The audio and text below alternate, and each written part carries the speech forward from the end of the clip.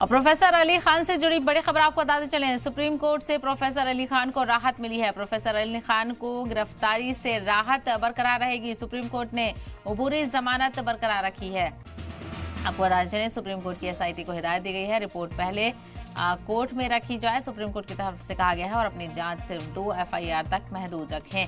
Supreme court में Ashoka university के professor Ali Khan Mahmudabad की अर्जी पर सुनवाई हुई है। सुप्रीम कोर्ट ने कहा है कि महमूदाबाद को दी गई जमानत वाली अंतरिम राहत जारी रहेगी। अदालत ने अर्जी महमूदाबाद ने हरियाणा पुलिस के खिलाफ दायर की है। दरअसल ऑपरेशन सिंदूर पर किए गए सोशल मीडिया पोस्ट को लेकर उनके खिलाफ एफआईआर दर्ज किया गया है।